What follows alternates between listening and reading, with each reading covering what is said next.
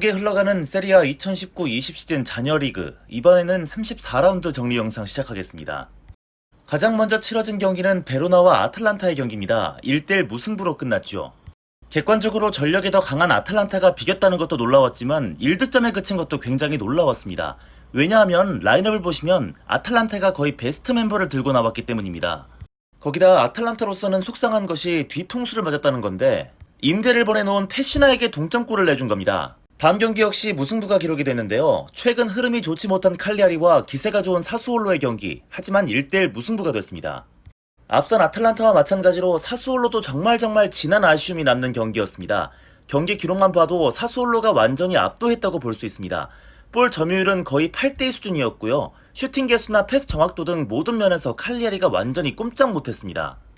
거기다 선취골도 사수올로가 넣었고 심지어 칼리아리의 카르보니는 경고 누적으로 퇴장까지 당했습니다. 그러니까 사수올로가 앞서고 있는 상황에서 수적 우위까지 얻게 됐던 겁니다. 그런 와중에 실점 장면에서 역시 사수올로의 수비가 아쉬운 점이 있었는데 볼을 받을 준비를 대놓고 하던 주앙 페드로를 아무도 제대로 방해해주지 못했습니다. 결국 완벽한 골찬스를 내주게 되고 말았습니다. 이번 무승부로 유로파리그 진출이 조금은 힘들어진 사수올로인데요. 유로파리그에 진출하기 위해서는 다음 35라운드에서 밀란을 잡아야 어느 정도 가능성이 생길 텐데 미리 말씀드리지만 밀란에게 패했습니다. 이 이야기는 다음 영상에서 하도록 하겠습니다. 그 밀란의 경기가 다음에 있었습니다. 밀란과 볼로냐의 경기, 5대1 밀란의 대승입니다. 대승의 기쁨만큼이나 밀란에게는 참 여러가지 의미가 있는 골들이 많았는데요. 우선 첫 번째, 살레마에커스의 골. 지난 겨울 이적 시장에 밀란에 합류한 지 9경기 만에 세리아 데뷔골을 터뜨렸습니다. 요즘은 부상으로 빠진 카스티에오 생각이 전혀 나지 않을 정도로 잘해주고 있습니다. 그리고 세 번째, 베나세르의 골.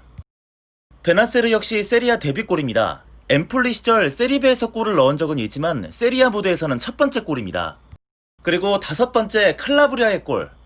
엄청 오랜만에 골을 넣었는데요. 가장 마지막에 넣었던 골은 2018년 8월 25일 1819 시즌 나폴리와의 2라운드 경기에서 넣은 골입니다. 그러니까 거의 2년 만에 골을 넣은 셈입니다. 그나저나 요즘 차라놀루가 진짜 미친놈 포스인데요. 최근에 너무 잘합니다. 이번 경기 골에 어시스트까지 기록했는데요. 리그 재개 후 34라운드 기준 8경기에서 무려 4골에 어시스트 7개를 기록 중입니다. 리그 중단 전까지는 23경기에서 한 골에 어시스트 3개밖에 기록을 못했던 차라놀룬이 그냥 아예 다른 사람이 된 겁니다. 밀란의 공격력도 확실히 좋아졌습니다. 현재 리그 재개 후 리그에서 25골을 넣고 있는 밀란인데 우리가 흔히 다득점 깡패 새끼라고 인식하고 있는 아탈란타보다도 골이 많습니다. 아탈란타와 유벤투스가 리그 재개 후 20골밖에 넣지 못하고 있습니다. 얼마나 밀란이 최근 훌륭한 모습인지 설명이 되는 기록입니다. 그나저나 파케타는 정말 밀란에서 점점 입지를 잃어가는 것 같습니다. 이번 경기 여유 있는 상황에서도 출전 자체를 아예 못했는데요. 미드필더 교체 시에도 크루니치가 출전을 했고요. 마지막 교체 카드 역시 2002년생 유스 콜롬보를 내보내면서까지 파케타는 선택을 받지 못했습니다. 콜롬보는 이번 경기가 세리아 부대 첫 경기였습니다. 근데 이번 경기에서 볼로냐도 한 가지 의미 있는 기록이 있었습니다. 바로 일본인 수비수 도미야스 다케이로인데요. 멋진 슈팅으로 골을 기록했는데 벨기에 리그에서 이번 시즌 볼로냐로 넘어와서 세리아 첫 시즌을 소화하고 있는 도미야스, 이번 골로 세리아 28경기 만에 데뷔골을 터뜨렸습니다. 다음 경기는 파르마와 삼프도리아의 경기입니다. 삼프도리아가 대역전승을 거뒀습니다. 3대2 승리입니다. 최근 삼프도리아의 이 공격 조합이 굉장히 무섭습니다. 퀄리아렐라와 보나졸리 듀오인데요. 사실 삼프도리아가 출발이 좋지 못했습니다. 먼저 2골을 실점했거든요. 그리고 두 번째 골을 내준 베레진스키의 자책골은 삼프도리아 입장에서는 정말 속상할 수 있던 결과였습니다. 하지만 앞에서 말씀드렸던 것처럼 삼프도리아에는 이 무시무시한 공격 조합이 있었는데요. 일단 샤보트의 골로 한 점 만회하는 삼프도리아. 이어서 콸간지의 간직골이 터지면서 동점이 됩니다. 그리고 결국 보나졸리가 역전을 만들죠. 삼프도리아 역시 한 가지 의미 있는 기록. 네덜란드 흐로닝언에서 이번 시즌 삼프도리아로 합류한 줄리안 샤버트. 이번 경기 추격골로 세리아 데뷔골을 신고했습니다. 다음, 브레시아와 스팔의 사실상 니가 가라 세리베 강등 매치. 브레시아가 스팔을 2대1로 제압했습니다. 출발은 스팔이 좋았습니다. 다보의 선취골. 하지만 제미랄에게 멀티골을 내주면서 허무하게 역전패하고 말았습니다. 우리 탈락 전문가 우주띵장 디비아지오가 큰일을 해냈습니다. 이번 패배로 스팔 강등 확정입니다. 터져볼래? 상큼하게? 미닛메이드 스파클링. 여러 번 말씀을 드렸지만 지난 시즌까지 스팔에서 에이스였던 라짜리가 나가자마자 스팔이 좆됐습니다. 이건 스팔의 경기력만 봐도 확실한 사실인데요. 설상가상으로 이제 팀 공격의 거의 전부라고 할 수 있는 페타냐조차 다음 시즌 스팔에 없습니다. 나폴리로의 이적이 확정됐기 때문입니다.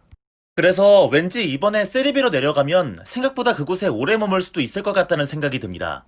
그나저나 이번 경기 스팔 격침의 1등 공신은 바로 멀티골을 넣은 제미랄이었는데요. 이 선수 역시 이번 시즌 슬라비아 프라하에서 이적해와서 17경기 만에 세리아 데뷔골을 넣었습니다. 하지만 꼴등 스팔을 잡고 간신히 호흡기를 달았을 뿐 여전히 브레시아는 강등 가능성이 무척 높습니다. 리그 4경기가 남았는데 17위 제노아와 승점 차이는 9점 차입니다. 다음 피오렌티나와 토리노의 경기는 피오렌티나가 2대0으로 이겼습니다.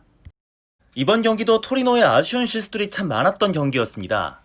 선취골을 내준 자책골은 뭐 그렇다 칩시다. 두 번째 실점이 빌미가 된 메이테의 실수는 용납이 안 됩니다. 저 실수 하나가 그대로 실점으로 이어졌지요. 그나저나 피오렌티나의 쿠트로네는 벌써 리그 3경기 연속골을 이어갔는데요. 어쩌면 다음 시즌 피오렌티나는 다른 포지션과 달리 공격수 쪽에서는 큰 걱정이 없을 것 같기도 합니다. 쿠트로네뿐만 아니라 쿠아메도 최근 좋은 폼을 보여주고 있고 블라호비치도 이번 시즌 굉장히 큰 성장을 했기 때문입니다. 사실 피오렌티나, 토리노 두 클럽이 제가 이번 시즌 꼽는 가장 전력에 비해 성적이 나쁜 클럽인데 다음 시즌에는 제발 좀 반등했으면 좋겠습니다.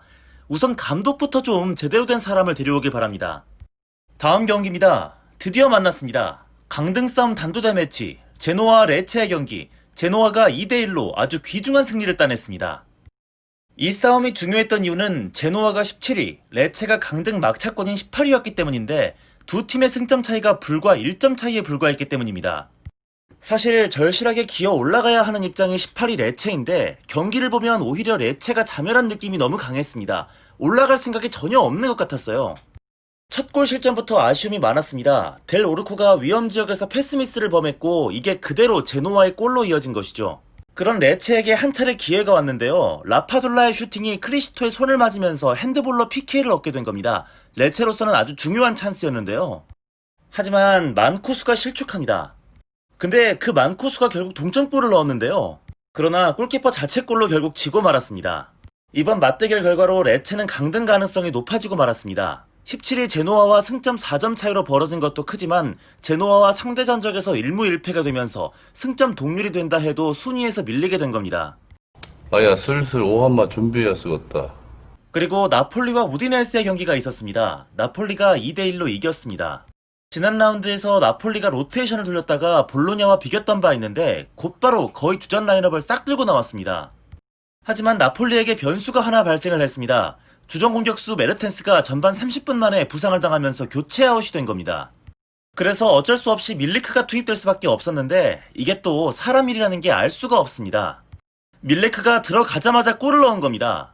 또 최근 경기력이나 특유의 매크로성 플레이로 팬들에게 많은 비판을 받고 있던 폴리타노인데 그 매크로 플레이로 이번에는 결승골을 넣었습니다. 나폴리 이적 후 드디어 첫 골을 넣었는데요. 인테르 팬으로서 말씀드리자면 매크로 플레이가 좀 심하긴 하지만 경기 안 풀릴 때는 폴리타노가 제법 드리블이나 기습적인 슈팅으로 활로를 뚫기도 합니다. 나폴리에서 더 잘했으면 좋겠습니다. 다음은 로마와 인테르의 경기 2대2 무승부로 끝이 났습니다. 데브라이의 선취골로 먼저 앞서간 인테르. 하지만 스피나졸라에게 동점골을 허용했는데 인테르에게 복수하나 싶었습니다. 지난 겨울 폴리타노와 마트레이드로 인테르 입단을 눈앞에 뒀다가 인테르가 엎어버리는 바람에 무산됐던 그 스피나졸라였기 때문입니다. 그리고 로마는 미키타리안의 골로 역전했는데 승리를 눈앞에 뒀던 로마가 막판에 아쉬운 실수를 합니다. 충분히 볼을 걷어낼 수 있던 상황에서 계속 질질 끌다가 결국 PK를 내주고 만 겁니다.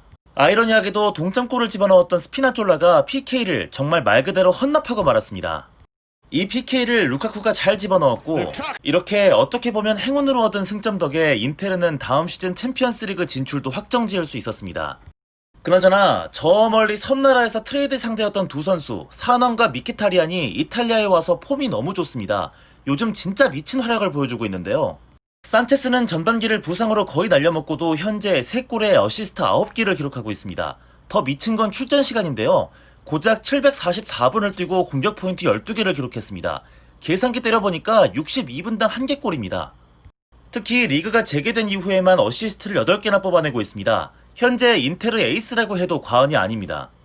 미키타리안 기록도 보시죠. 이번 시즌 로마에 와서 24경기에서 9골을 넣고 있는데 아스널 시절 전체 득점이 9골입니다.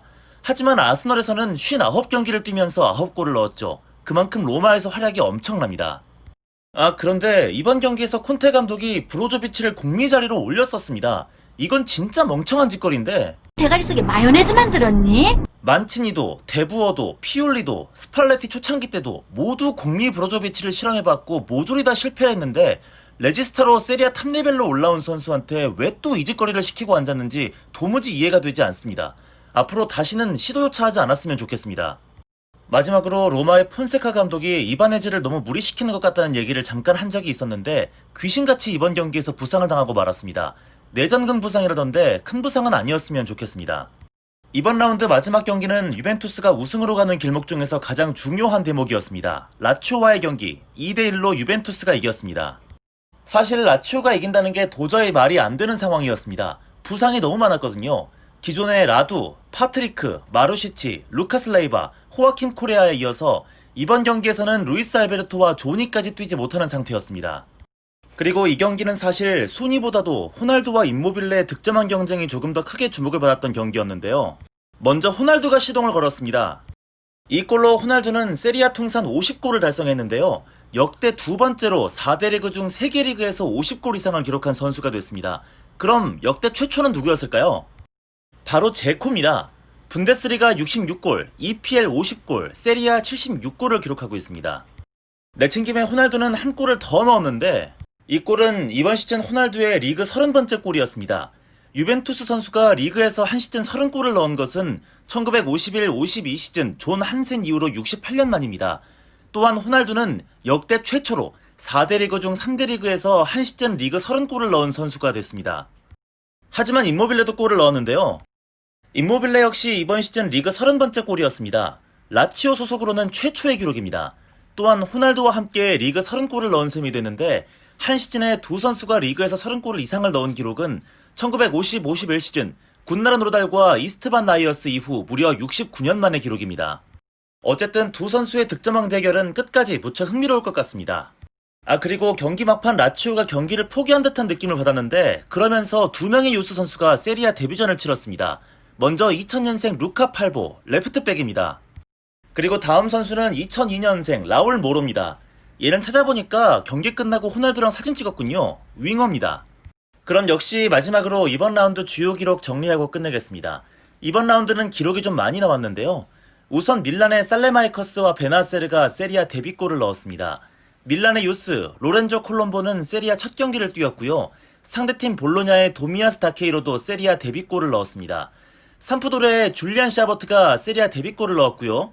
브레시아의 제미랄 역시 멀티골을 넣으면서 세리아 데뷔골을 신고했습니다. 반면 그 제미랄의 활약 속에 스팔은 다음 시즌 강등이 확정됐습니다. 유벤투스의 호날두는 세리아 통산 50골을 달성했습니다.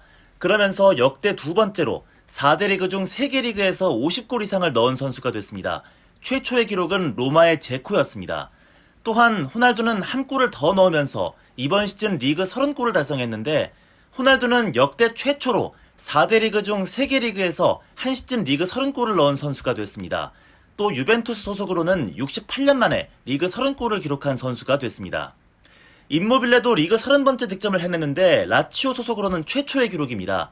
또한 호날두와 임모빌레 두 선수가 리그 30골을 해냈는데 한 시즌에 두 명의 선수가 리그 30골 이상을 넣은 것은 69년 만의 일입니다. 마지막으로 라치오의 유스, 루카 팔보와 라울 모로가 세리아 데뷔전을 치렀습니다. 34라운드 영상은 여기까지 하겠습니다. 곧 35라운드 영상 업로드하도록 하겠습니다.